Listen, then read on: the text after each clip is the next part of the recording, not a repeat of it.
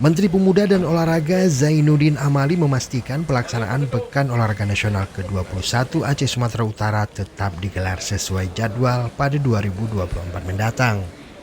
Sejauh ini pemerintah terus menyiapkan segala hal yang dibutuhkan.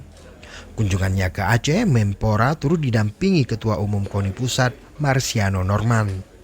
Pertemuan Menpora bersama PB KONI dan Pemprov Aceh tersebut untuk mengetahui sejauh mana persiapan yang telah dilakukan Pemda Aceh dan Sumatera Utara selaku tuan rumah bersama pada PON ke-21 tahun 2024 mendatang. Menurut Menpora, sejauh ini tidak ada masalah dalam persiapan PON 2024 baik di Provinsi Aceh maupun Provinsi Sumatera Utara. Kedua provinsi terus menyiapkan segala kebutuhan mulai dari pembangunan venue, akomodasi, peralatan pertandingan hingga sumber daya manusia. Menurut Menpora, pemerintah pusat juga berkomitmen untuk segera menyelesaikan segala kebutuhan yang menjadi tanggung jawab pusat, seperti pembangunan stadion utama di Aceh dan Sumatera Utara, serta peralatan pertandingan.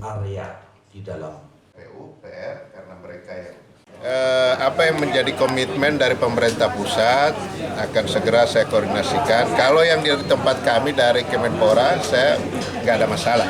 Tadi seperti misalnya peralatan, saya sudah minta kepada Ketua Umum KONI Pusat dan jajaran KONI untuk segera menetapkan tentang apa yang menjadi kebutuhan. Karena itu harus ditentukan oleh technical delegate.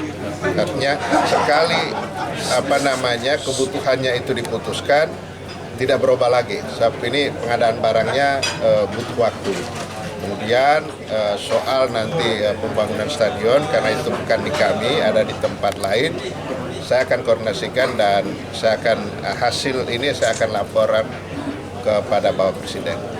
Saya kira nggak ada masalah sih, dan saya sangat menyambut baik semangat dari pemerintah dan rakyat Aceh, pemerintah dan rakyat Sumatera Utara terhadap kesiapan untuk pelaksanaan ini luar biasa.